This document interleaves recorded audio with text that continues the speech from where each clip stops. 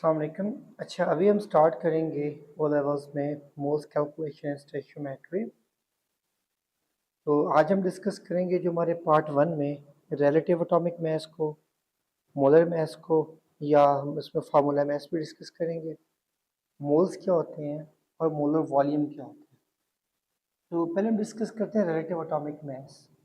देखिए, हम जब पीरियोडिक टेबल में एलिमेंट्स को देखते हैं तो उनका जो हमें मास, फॉर एग्जांपल जैसे कार्बन है, ठीक है, इसका पीरियोडिक टेबल में जो मास गिवन है दैट इज 12। ओके।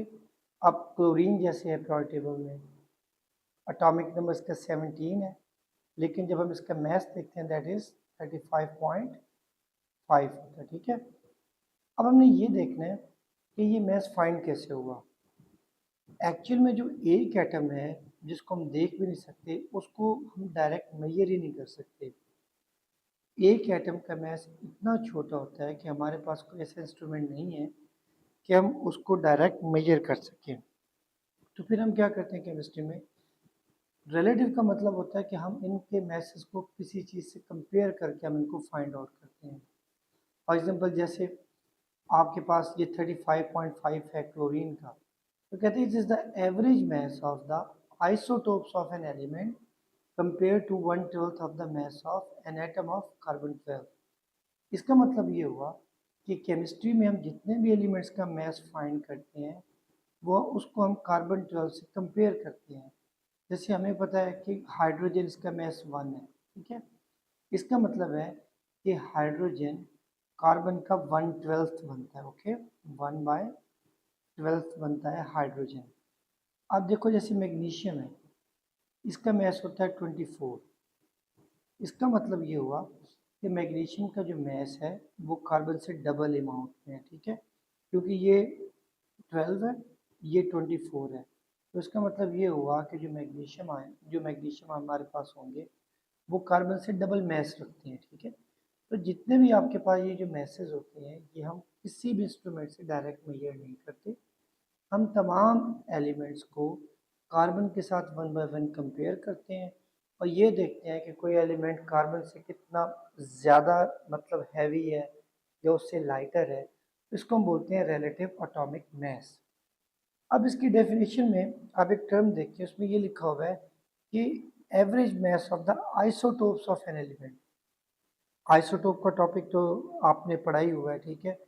अभी मैं ये बताऊंगा आपको कि इसको हम कैसे यूज़ करते हैं। देखिए, अब हमने कैसे फाइंड करना है। हमारे पास A R is the sign of relative atomic mass, it is equal to, अब देखो जैसे क्लोरीन है, अब क्लोरीन के 2 आइसोटोप्स होते हैं, ठीक है, एटॉमिक नंबर 17 और इसका मास होता है 35। जो दूसरा आइसोटोप है क्लोरीन का, देखिए प्रोटॉन नंबर तो कभी चेंज नहीं होते, ये तो आपको पता है कि आइसोटोप्स होते क्या हैं जिनका प्रोटॉन नंबर सेम होता है, बट उनमें जो न्यूट्रॉन्स होते हैं वो डिफरेंट होते हैं। ठीक है, अब इसका जो मास है वो है 37। तो जो 35 वाला है ये नेचर में एग्जिस्ट करता है 75%। ये जो आइसोटोप है 37 वाला, ये नेचर में एग्जिस्ट करता है 25%। ये इनकी रिलेटिव अबंडेंस है। अबंडेंस का मतलब है उनकी अवेलेबिलिटी, तो वो कितना परसेंट एग्जिस्ट करता है। ठीक है, अब ये क्लोरीन के 2 आइसोटोप हैं, both they have same proton number like 17 and but they have different number of neutrons. अब इसको यूँ भी कह सकते हैं कि आइसोटोप में एटॉमिक नंबर सेम होता है लेकिन उनका जो मास नंबर है या न्यूक्लियॉन नंबर है वो डिफरेंट है। ठीक है, तो ये जो आपको ऊपर जो नंबर नज़र आ रहा है इसको हम मास भी कहते हैं और ओ लेवल्स में हम इसको न्यूक्लियॉन नंबर भी कहते हैं। आपका ये क्वेश्चन सम टाइम आता होता है, what is the nucleon number. ठीक है, तो आप यही बताते हैं कि number of proton plus number of neutron in the nucleus of an atom, it is called nucleon number, या फिर हम इसको एक और नाम क्या देते हैं, मास नंबर। ठीक है, अब हमने रिलेटिव एटॉमिक मास फाइंड करना है ए आर। वो हम कैसे फाइंड करते हैं, वो हमें कहता है कि हम उसके आइसोटोप्स, मैसेज ऑफ आइसोटोप, पहला आपके पास आइसोटोप का मास कितना है, दैट इज 35। ठीक है, अब मल्टीप्लाई हम इसको करेंगे इसकी अबंडेंस के पास साथ, कि ये नेचर में कितने परसेंट एग्जिस्ट करता है। अभी मैंने आपको बताया कि जो 35 वाला आइसोटोप है ये नेचर में एग्जिस्ट करता है 75% प्लस mass of isotope। अब mass of isotope दूसरे का कितना है, दैट इज 37। अब इसको भी हम मल्टीप्लाई करेंगे इसके रिलेटिव अबंडेंस के साथ कि ये नेचर में कितने परसेंट एग्जिस्ट करता है। तो ये कितने परसेंट एग्जिस्ट करता है, 25।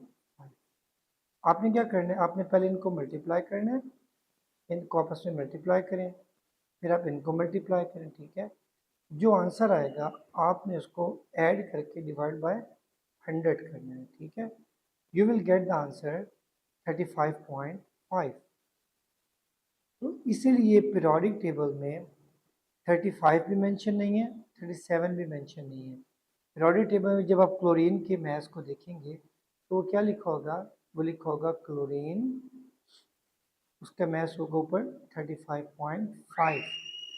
तो ये हमारे पास एक्चुअल में है क्या, average mass of the isotopes of any element compared to 1/12 of the mass of an atom of carbon।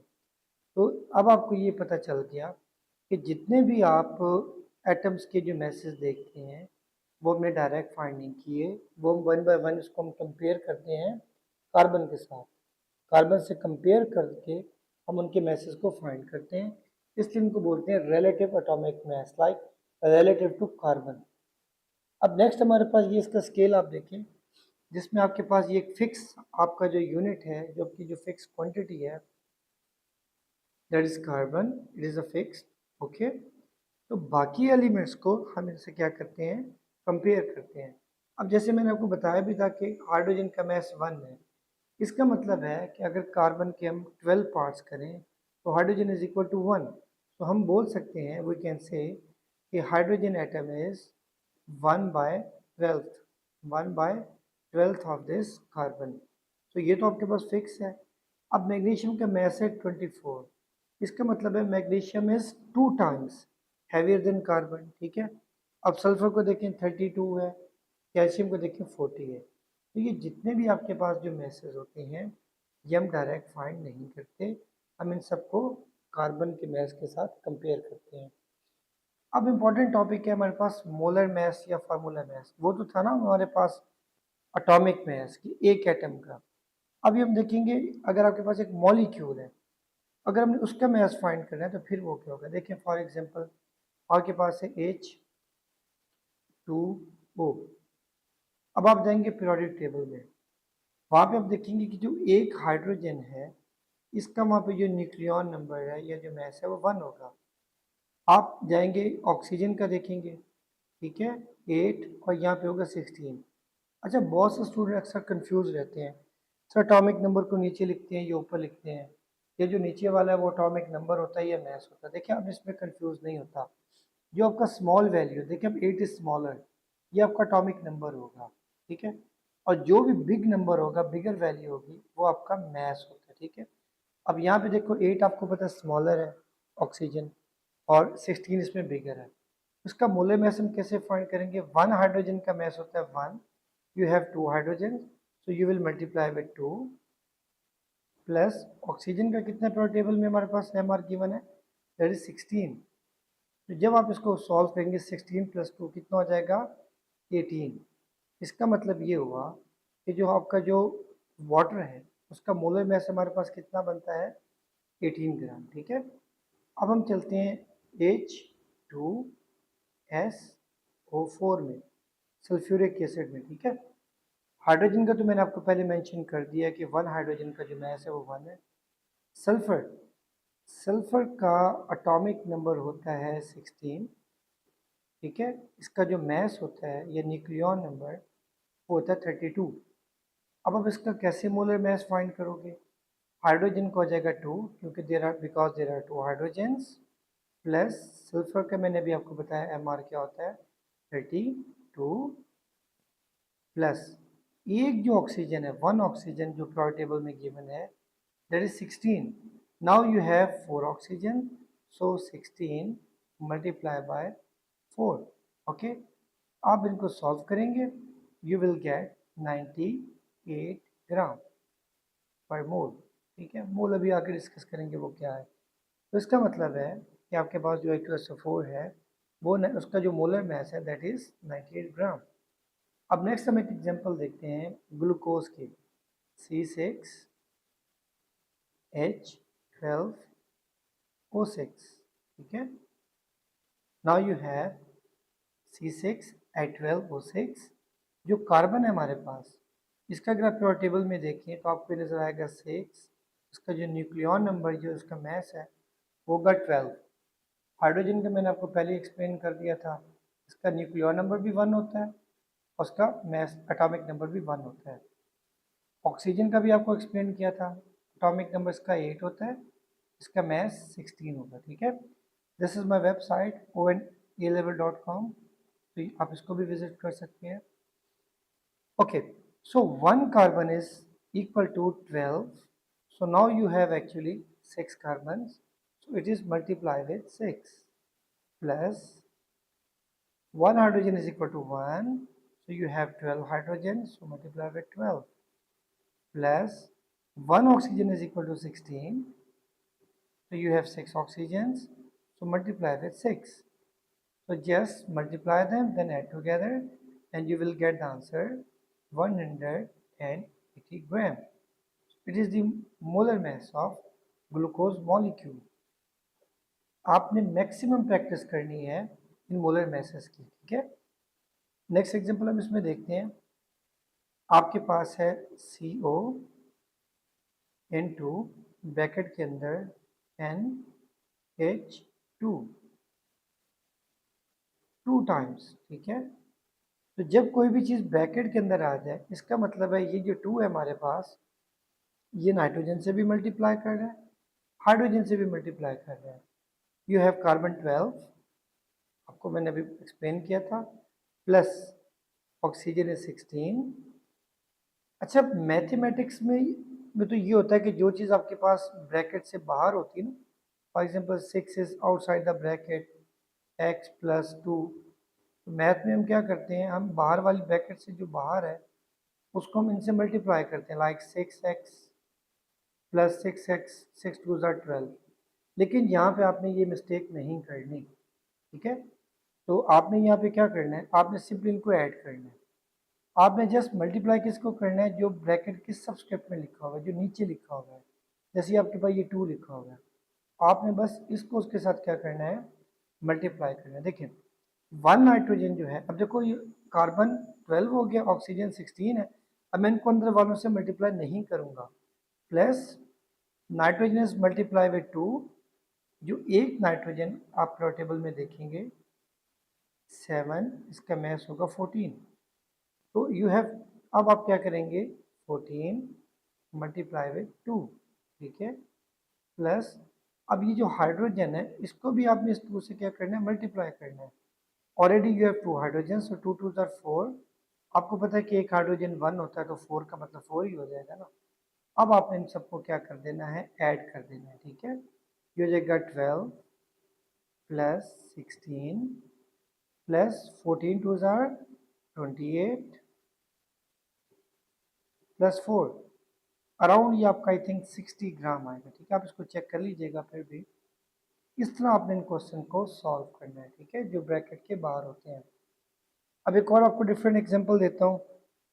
देखिए हमारे पास है Cu, या सिंपल कर लेता हूँ जिसका हमारा हमें इजीली मिल भी जाए, Mg magnesium sulphate SO4 dot, ठीक है, डॉट 5H2O।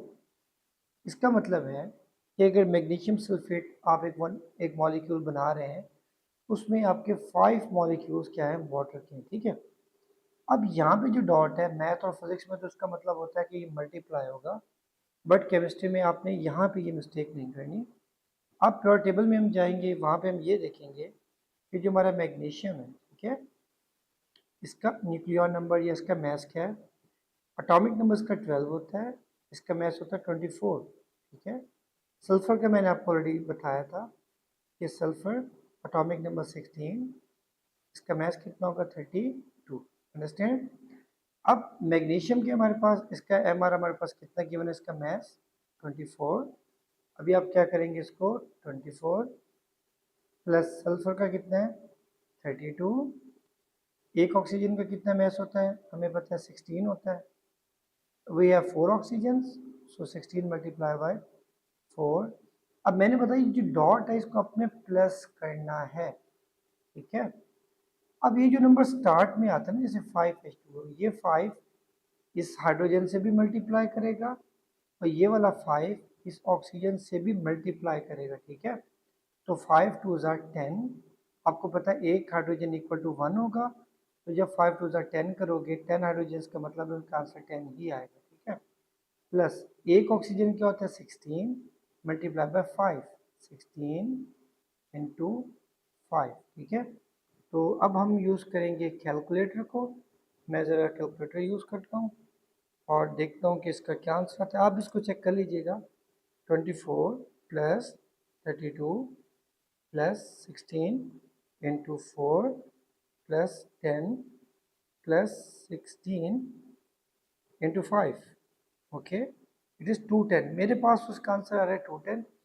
आप भी इसको चेक कर लीजिए। अच्छा, आपने ना यहाँ पे जो कैलकुलेटर यूज़ करना है आप साइंटिफिक यूज़ किया करें, ठीक है, क्योंकि आप सबकी वैल्यूज़ को कंबाइन कर रहे होते हैं तो समटाइम इसमें मिस्टेक हो जाती है आपसे। कोशिश करें कि आपके पास कैलकुलेटर होना चाहिए और अब इसको यूज़ किया करें, ठीक है। तो ये मोलर मैसेज है।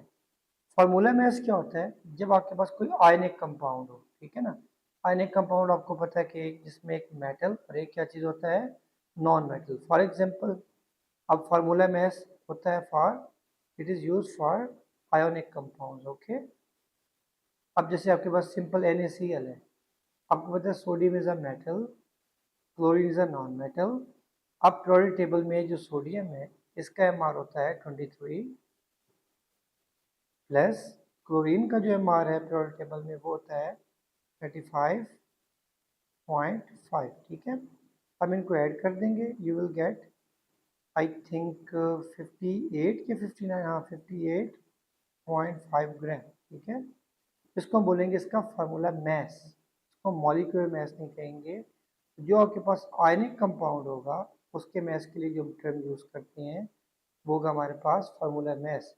इन दोनों के डिफरेंस को आपने बस मेमोराइज कर लेना है, ठीक है। ये कोवलेंट के लिए, ये मॉलिक्यूल्स के लिए 1 मार्क का, आयनिक के लिए 1 मार्क का क्वेश्चन आपके पास ही आ जाता है। मैं आपको एक क्वेश्चन देता हूँ, आपने इसका MR फाइंड करना है और मुझे फिर कमेंट में बताना है, ठीक है।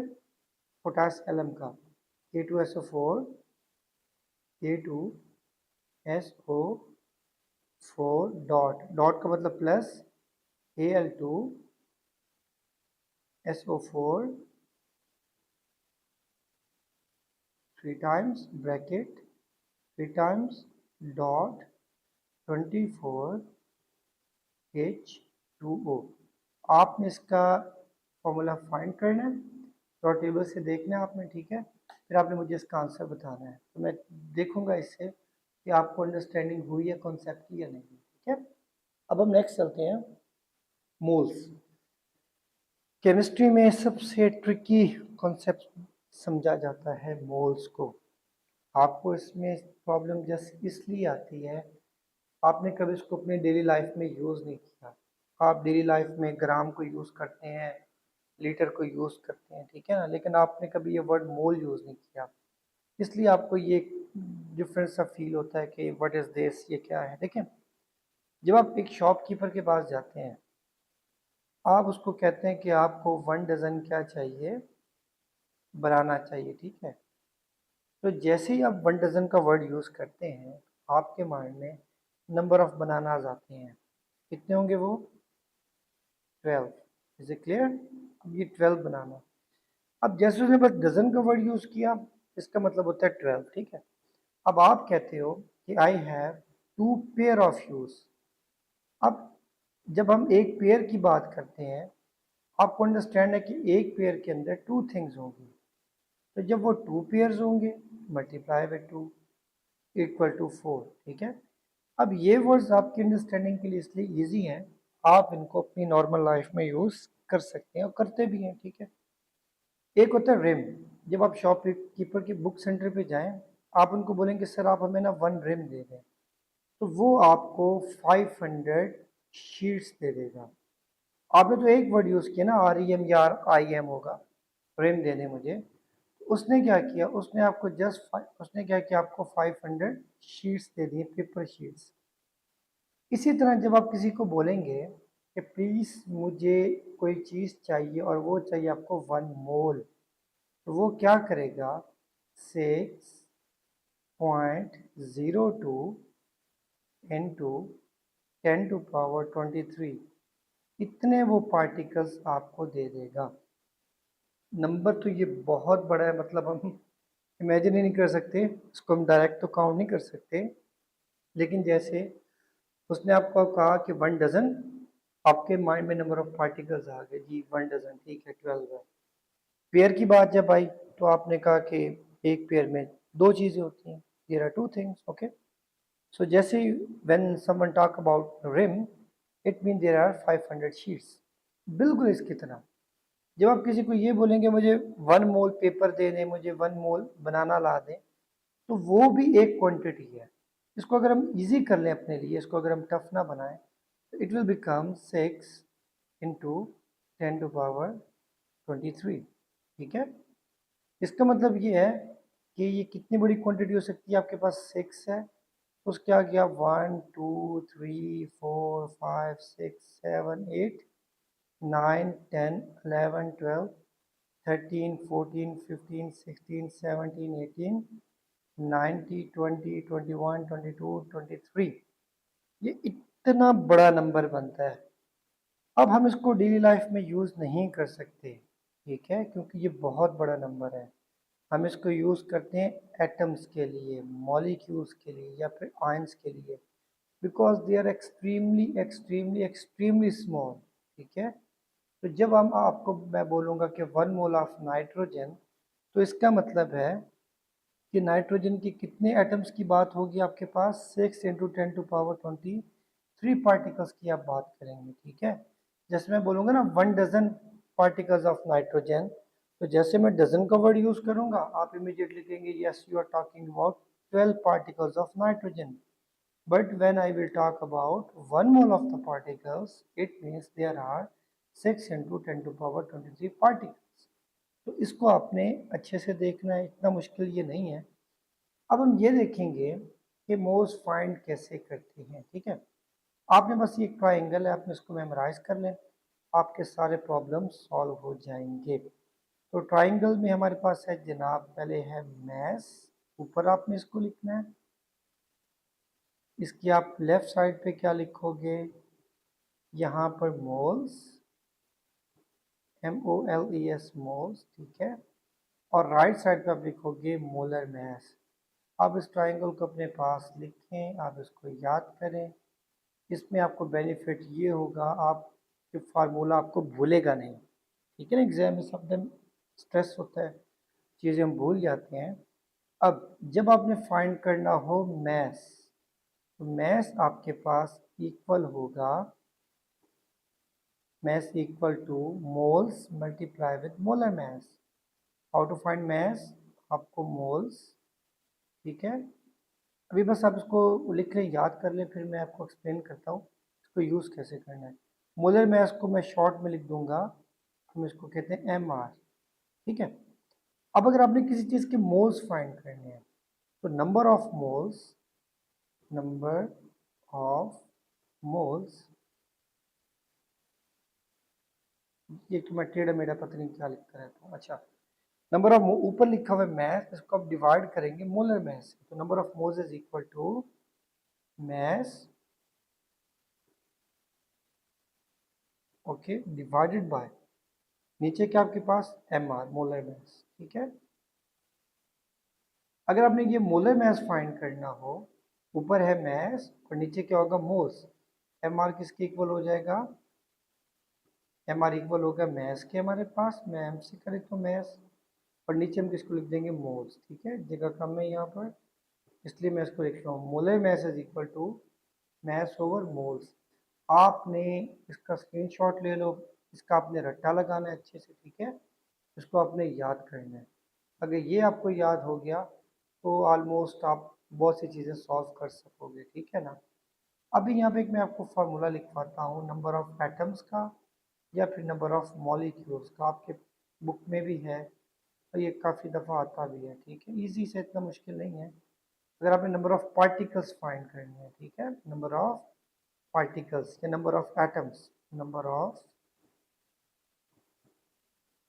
एटम्स या मॉलिक्यूल्स भी इसकी जगह हम लिख सकते हैं, ठीक है ना।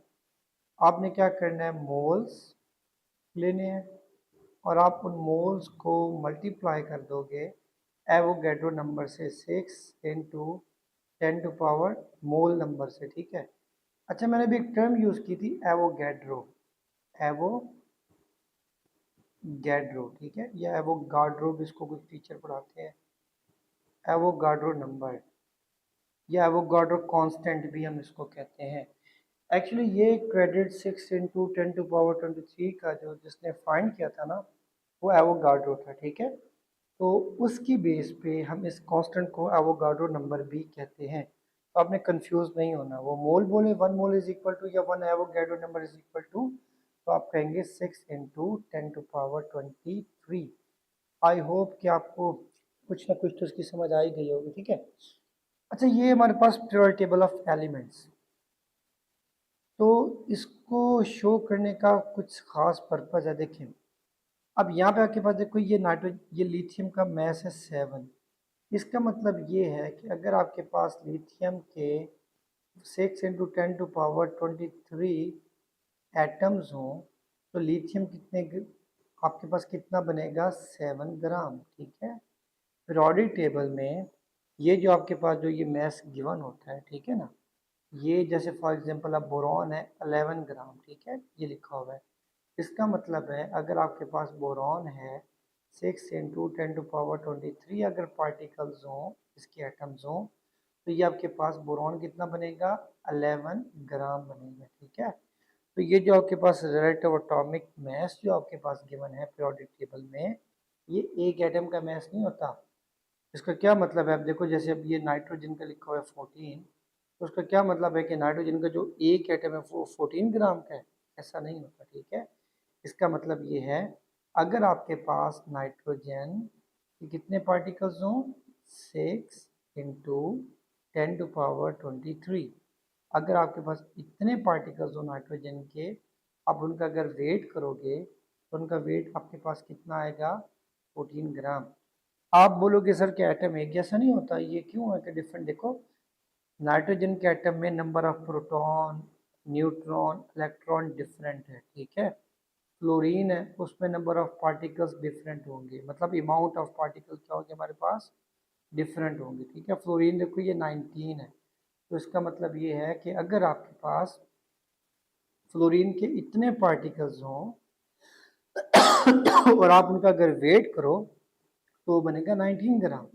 अब यहाँ पे आप इरिडियम को देख लें, 192 है इसका मास, ठीक है। इसका मतलब है अगर इरिडियम के 6 × 10⁻23 पार्टिकल्स हों, एटम्स हों, तो उनका कितना मास बनेगा, 192 ग्राम बनेगा, ठीक है। अगर आप इंडियम को देख लें 115, इसका मतलब ये है कि अगर आपके पास इंडियम्स के 6 × 10⁻23 एटम्स होंगे और अगर आप उनका वेट करो तो वो 115 ग्राम बनेगा, ठीक है। तो हम एक्चुअल में एटॉमिक मास को या मोलर मास को या जो भी हमने फार्मूला मास को हम ग्राम में एक्सप्रेस करते हैं, ठीक है। तो इन मोल्स को हम किस में एक्सप्रेस करते हैं, ग्राम के अंदर, ताकि कैलकुलेशन हमारे लिए इजी हो जाए। अब आप वेनेडियम को देखें 51 है, तो इसका ये मतलब है कि अगर आपके पास वेनेडियम के इतने एटम्स हों 6 × 10⁻23 ग्राम, आप अगर उनका वेट करो तो ये आपके पास आएगा 51 ग्राम, ठीक है। अब आपको आई होप समझ आ गई है कि पीरियोडिक टेबल में जो मास गिवन होता है वो एक एटम का मास नहीं होता, वो 1 मोल एटम्स का मास होता है। अगर आपके पास 6 × 10⁻23 पार्टिकल्स हों, उनका जो मास बनेगा वो पीरियोडिक टेबल में मेंशन होता है, ठीक है। अब हम नेक्स्ट स्लाइड पे चलते हैं अपनी। तो क्वेश्चन है व्हाट, ये आपकी प्रैक्टिस के लिए ज़रा मैंने कुछ ऐड किए थे के साथ साथ आपको कॉन्सेप्ट भी क्लियर हो। वो कहता है what is the molar mass, तो यहाँ पे मैं छोटी सी ट्राइंगल लिख लेता हूँ, ट्राइंगल में मैंने आपको क्या बताया था, यहाँ पे आप ऊपर लिखेंगे मैस, ठीक है। इसके लेफ्ट पे आप लिखोगे मोल्स को, यहाँ पे आप लिखोगे मोल्स, इसके राइट पे लिखोगे मोलर मैस, MR, ठीक है। अब वो कहते हैं what is the molar mass and relative molecular mass of ethanol, ठीक है। अब आपको पता है कि MR फाइंडने के लिए आपको क्या चाहिए, आपको चाहिए उसका मैस डिवाइड बाय उसके मोल्स, क्योंकि वो एक ही आपको कंपाउंड दिया हुआ है एथानॉल C2H5OH, एक ही है ना, एक ही मोल होगा ये, ठीक है ना। अब हम इसका मैस कैसे फाइंड करेंगे, देखो उसने आपको MR भी गिवन है, कार्बन का MR उसने आपको गिवन दिया है 12, तो यहाँ पे 2 कार्बन हैं तो मल्टीप्लाई आप इसको 2 कर दोगे। 1 हाइड्रोजन का MR 1 है तो 5 आपके पास हाइड्रोजन हैं तो आप इसको 5 ही कर दोगे, प्लस ऑक्सीजन का MR उसने आपको दिया 16, आगे हाइड्रोजन है तो उसको हमने कर देना 1, ठीक है। अब आप इनको सॉल्व करो, कैसे हम इसको सॉल्व करेंगे, 12 2s are 24 plus 5 plus 16 plus 1। अगर आपके पास कैलकुलेटर है तो फिर आप इनको फाइंड करोगे, मैं ज़रा कैलकुलेटर को यूज़ कर लेता हूँ। Okay, so now we have 24 plus 5 plus 16, या 17 डायरेक्ट कर देते 46। इसका जो आपके पास देखो मैस आपके पास 46 है, क्योंकि ये एक ही मोल है, MR is equal to mass over moles, तो एक ही मोल है ना, तो उसका आंसर 46 आएगा, ठीक है। 46 यूनिट लिखना है आपने ग्राम, ठीक है। आगे वो कहता है calculate the mass of 2 moles of iron, ये अच्छा, अब हमें इसका मैस फाइंड करना है ये वाला, ठीक है। तो मैस के लिए हमें क्या चाहिए, सॉरी डिलीट हो गया सब कुछ, ओके। तो create what is the molar mass relative molecular mass of nitrogen, slide आगे चली गई, एक calculate the mass of 2 moles. अब मैस के लिए आपको क्या चाहिए, मैस के लिए आपको चाहिए मोल्स, उसको आपने मल्टीप्लाई करना है MR से, ठीक है। मोल्स आपको कितने गिवन है आयरन के, मैस के लिए मेरे पास क्या फार्मूला है, mass is equal to moles multiply with उसका मोलर मैस MR, ठीक है। अब कितने मोल्स आपके पास आयरन के, आपके पास हैं 2 मोल्स, ठीक है, ये 2 मोल्स हैं, मल्टी MR कितना आयरन का, वो देखो नीचे दिया हुआ relative atomic mass of iron 56 आपको गिवन है, ठीक है। आप 56 मल्टीप्लाई बाय 2 कर देंगे तो आपके पास से क्या आ जाएगा, इसका मैं जरा कैलकुलेटर पे इसको कर लेता हूँ, 56 मल्टीप्लाई बाय 2 112, ठीक है, तो 112 ग्राम, ये हमारे पास का आंसर होगा।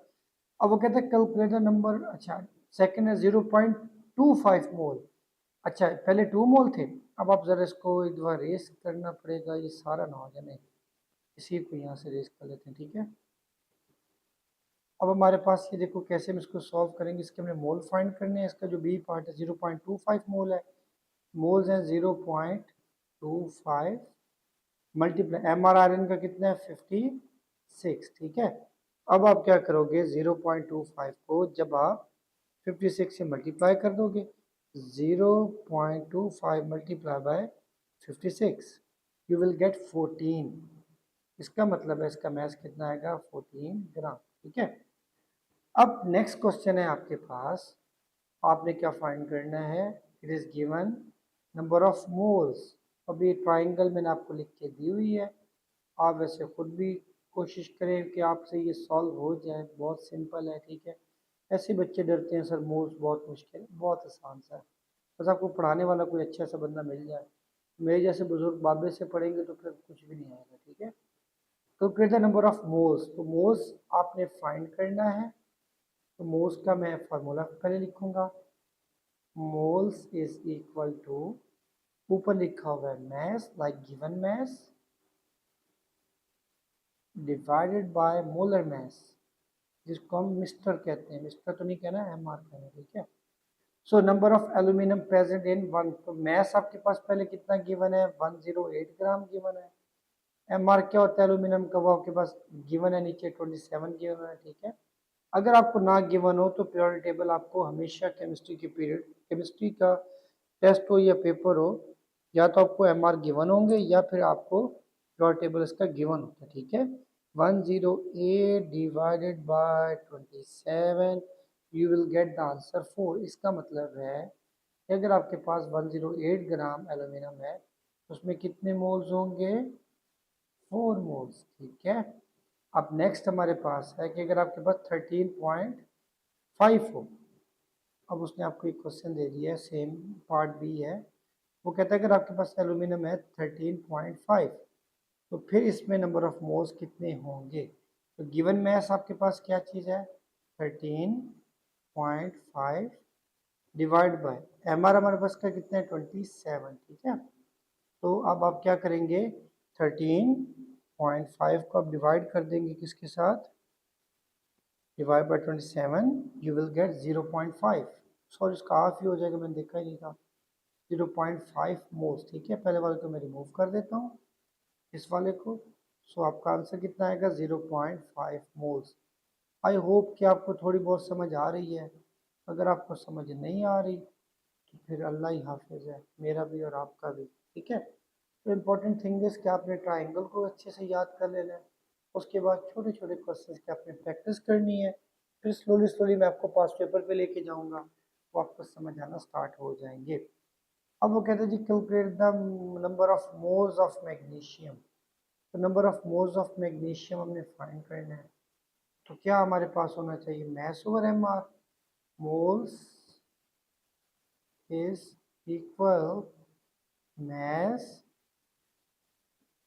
ओवर एम आर, ठीक है, मोलर मास, ठीक है। मैस हमारे पास कितना है इसका? 80 ग्राम गिवन है, डिवाइड बाय, अब हमने ये देखना है कि मैग्नीशियम ऑक्साइड हमारे पास है। मैग्नीशियम का तो प्योर टेबल में 24, इसका खैर वो गिवन है हमारे पास। कितना होगा MgO का? 16 प्लस 24, इसका पहले आप एम 16 प्लस 24, ये हो गया 40, ठीक है। अब आपने करना है 80, तो इसी का कर लो, डिवाइड बाय 14, सिंपल 2 हो जाएगा, तो उसके 2 मोल्स बनते हैं, ठीक है ना। देखिए अब आपको यहाँ पे गिवन भी है उसका, ए आर आपको गिवन होता है, या मैंने आपको कहा है प्योर टेबल आपको गिवन होगा। यहाँ पे आप देखें, ये ए आर 16 और ये मैग्नीशियम का गिवन है। मैंने क्या किया? मैंने 16 प्लस 24 को ऐड कर दिया, तो मैग्नीशियम ऑक्साइड का क्या बन गया? वो एम आर बन गया। 40 आ गया, तो मैं उसको डिवाइड बाय 2 कर दिया, ठीक है। अब नेक्स्ट देखते हैं हम किसको ज़रा, what is the molar mass. ये हमने मोलर मैस फाइंड करना है, रिलेटिव मॉलिक्यूल, वो एक ही बात है। देखो अब ये है N2, ये एक मॉलिक्यूल है, ठीक है ना। अब नाइट्रोजन आपको पता है, nitrogen to nitrogen triple hydrogen bond होता है, ठीक है। अब एक जो नाइट्रोजन है इसका आपके पास एम आर कितना है? 14। नाउ यू हैव एक्चुअली 2, तो 14 इंटू 2 28 आ जाएगा। उसका ऑप्शन ए भी यही होगा, बी भी यही होगा, क्योंकि एक मॉलिक्यूल है, ये डाई अटोमिक है। डाई का मतलब होता है 2, और अटोमिक का मतलब एटम्स, मतलब ये 2 एटम से मिल के बना हुआ एक मॉलिक्यूल है, डाई अटोमिक मॉलिक्यूल, ठीक है। तो आपने यहाँ पे ये गलती नहीं करनी कि आप जस्ट एन को कर दें, इसमें N2 है। आप क्या करोगे? एक नाइट्रोजन प्योर टेबल में आपको गिवन होगा, यहाँ पे देखो गिवन है 14, लेकिन आप इसको क्या करना है, क्योंकि ये N2 है आपके पास, आप इसको कर देंगे 14 multiply by 2, you will get the answer 28, ठीक है। तो फिर the mass of 3 moles and 0.2 moles of carbon dioxide gas। अब हमने mass फाइंड करना है, ठीक है। तो mass का मैंने आपको क्या फार्मूला बताया था? mass is equal to moles, वही ट्राइंगल, ठीक है, मोल्स उसको मल्टीप्लाई में करना है उसके एम आर से, ठीक है, मोल्स इनटू एम आर। अब मोल्स हमारे पास पहला क्वेश्चन में कितने गिवन? इट इज 0.2 मोल्स, हम इसको लिखेंगे मोल्स आपके पास 0.2। अब कार्बन डाइऑक्साइड है, मतलब कि इट इज CO2। अब इसका एम आर फाइंड करेंगे, ठीक। एक कार्बन का मैस होता है 12 प्लस एक ऑक्सीजन का मैस होता है 16 इनटू 2, ठीक है। तो ये हो जाएगा 44 ग्राम, ठीक है ना। अब ये 44 ग्राम है, आप इसको 0.2 को 44 ग्राम के साथ मल्टीप्लाई करेंगे तो आपके पास इसका आंसर आ जाएगा, खुद आप इसको कर लीजिएगा, ठीक है। आगे हमारे पास वो कहता है 3 मोल्स भी है। अगर वो 3 मोल्स, तो आपने यही करना है 3 मोल्स, एम आर कितना आपके पास 44, ठीक है। दोनों को मल्टीप्लाई करोगे आपके पास उसका मैस आ जाएगा, और मैस का यूनिट हमने क्या लगाना होता है, आपको पता है ग्राम। 4 3 12,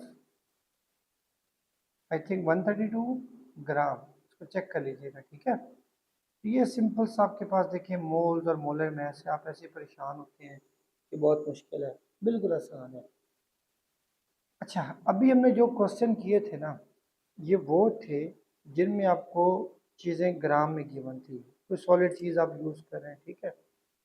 अब नेक्स्ट जो मैंने आपको क्वेश्चन करवाने हैं वो होगा कि जब थिंग्स आपको वॉल्यूम में गिवन हो, आप वॉल्यूम को कैसे मोल में कन्वर्ट करेंगे, या मोल को आप किस तरह वापस वॉल्यूम में कन्वर्ट करेंगे, ठीक है। तो पहली तो आप बात ये याद रखें कि केमिस्ट्री के अंदर जो वॉल्यूम का जो यूनिट यूज़ करेंगे, आपका जो वॉल्यूम है ये होना चाहिए डेसीमीटर क्यूब, ठीक है, डीएम क्यूब। आप नीचे देख भी रहे होंगे कि यहाँ पे लिखा भी होगा डेसीमीटर क्यूब। नॉर्मल लाइफ में डीएम क्यूब का मतलब होता है 1 litre. 1 DM cube is equal to 1 litre, मतलब 1 लीटर जैसे आपके पास पानी की बोतल है ना, तो आप कह लें कि वो 1 litre bottle is equal to actually 1 DM cube, ठीक है। एक तो आपने इसका ख्याल रखना है। अब मैं आपको ये कहता हूँ कि आपके पास ये नाइट्रोजन है, ठीक है, इसका आपके पास वॉल्यूम है 300 सेंटीमीटर क्यूब, ठीक है। आप इसके मोल्स फाइंड करो। मैं आपसे क्वेश्चन ये पूछता हूँ, मैं कहता हूँ कि आप इसके मोल्स मुझे फाइंड करके दें। आप कहेंगे sir mass over M R लगाएंगे, लेकिन देखो मैस तो उसका गिवन भी नहीं है, यहाँ पे तो वॉल्यूम गिवन है। अब इसको आप कैसे कन्वर्ट करो, देखो मैंने आपको क्या बताया कि केमिस्ट्री में यूनिट आप यूज़ करोगे डेसीमीटर क्यूब। पहले तो आप सेंटीमीटर क्यूब को कन्वर्ट करोगे डेसीमीटर क्यूब के अंदर। तो आप कैसे करेंगे, आप 300 को डिवाइड बाय कर देंगे 1000 के साथ। आप 300 को डिवाइड करेंगे ना जब 1000 के साथ, तो ये कन्वर्ट हो जाएगा डेसीमीटर क्यूब में, ये बन जाएगा 0.3 डेसीमीटर क्यूब, ठीक है। अब आपने क्या करना है, अब आप इसको मोल में कैसे कन्वर्ट करेंगे, ठीक है। आप ऐसा करेंगे 0.3 को हमेशा जो भी वॉल्यूम हो उसको बस 24 पे डिवाइड कर दें। हमेशा ये देखो moles of gas, volume of the gas कितना गिवन है आपको 0.3 डीएम क्यूब, उसको डिवाइड बाय आपने क्या कर लेना है 24। इस 24 को एक्चुअल में हम बोलते हैं मोलर वॉल्यूम। ये टर्म इंट्रोड्यूस करवाई थी एवोगाड्रो ने, ठीक है। उसने ये कहा, तो उसने कहा कोई भी गैस अगर वो हमारे पास ये, अच्छा इसका पहले आंसर मैं लिख रहा हूँ 0.0125, ठीक है, इसके क्या हो जाएंगे मोल्स। अच्छा, एवोगैड्रो ने ये कहा था हमारे पास अगर कोई भी गैस है, अगर उसके नंबर ऑफ पार्टिकल्स देखो 6 × 10⁻23 हैं, तो वो कितना वॉल्यूम ऑक्युपाई करेगी 24 डीएम क्यूब। अब हाइड्रोजन गैस है, ठीक है, इसका अगर आप मैथ देखो प्योर टेबल में, वो होता है 1 ग्राम। तो 1 ग्राम में नंबर ऑफ पार्टिकल्स मैंने आपको बताए थे कितने होते हैं 6 × 10⁻23। तो वो ये कहता है कि कोई भी गैस अगर वो 1 मोल है तो वो कितना वॉल्यूम ऑक्युपाई करेगी 24 डीएम क्यूब, ठीक है। अब आप देखो जैसे अभी हमने एक सॉल्व किया था कार्बन डाइऑक्साइड को, इसका हमने वेट अभी एम आर निकाला था, कार्बन का 12, ऑक्सीजन का 16 मल्टीप्लाई बाई 2, तो ये हो जाएगा टोटल 44। अब देखो मैथ्स तो उसका बेशक ज़्यादा है, लेकिन इसमें नंबर ऑफ पार्टिकल्स कितने हैं 6 × 10⁻23। उसने कहा था कोई भी गैस अगर वो 1 मोल है, मतलब उसके नंबर ऑफ मॉलिक्यूल या नंबर ऑफ जो पार्टिकल्स हैं वो 6 × 10⁻23 होंगे, उसका जो वॉल्यूम हमारे पास आएगा that will be 24 decimetre cube, ठीक है। कोई भी आप गैस ले लो, कोई भी गैस, लेकिन यहाँ पे आप देखें कंडीशन गिवन है RTP, room temperature and pressure, room temperature and pressure, ये आपको हमेशा गिवन होगा आरटीपी। उसकी रीज़न ये होती है कि प्रेशर और टेम्परेचर को चेंज करने से हमारा जो वॉल्यूम है वो चेंज हो जाता है। तो वो ये कहता है कि अगर आप वॉल्यूम को और टेम्परेचर को अगर आप टेम्परेचर प्रेशर को मत छेड़ें, उसको अगर आप रूम टेम्परेचर ही रहने दें, तो कोई भी गैस अगर वो 1 मोल होगी, वो जो वॉल्यूम ऑक्यूपाई करती है दैट इज 24 डेसीमीटर क्यूब। ठीक है, तो देखो आपको पता ना कि वॉल्यूम जो है ये डायरेक्टली प्रोपोर्शनल होता है टेम्परेचर के। अगर आप टेम्परेचर को चेंज करोगे तो आपका वॉल्यूम इंक्रीज हो जाएगा, अगर वॉल्यूम इंक्रीज करोगे तो टेम्परेचर, ठीक है ना, डायरेक्टली प्रोपोर्शनल है। आपका जो वॉल्यूम होता है it is inversely proportional to your pressure. ठीक है, इस वजह से हम इनको डिस्टर्ब नहीं करेंगे, हम सिर्फ क्या करेंगे, हम 24 डीएम करेंगे at RTP, room temperature and pressure पे। तो number of moles of gas कैसे फाइंड होंगे, जो भी आपको गिवन वॉल्यूम हो वो होना चाहिए डेसीमीटर क्यूब में। ठीक है, अच्छा, अभी जैसे मैंने आपको बताया था, अब मैं एक और एग्जांपल देता हूँ कि आपके पास कोई भी गैस है, जैसे मैं कह देता हूँ कार्बन डाइऑक्साइड है आपके पास। ठीक है, इसका वॉल्यूम है आपके पास, कितना वॉल्यूम है इसका, 450 सेंटीमीटर क्यूब मैं आपको दे रहा हूँ। ठीक है, तो मैं ये कहता हूँ अब इसके मोल आप कैसे फाइंड करोगे। सबसे पहले मैंने आपको क्या बताया है, आपने सेंटीमीटर क्यूब को डेसीमीटर क्यूब में कन्वर्ट करना है। तो आप कैसे करेंगे, आप 450 को डिवाइड बाय कर देंगे 1000।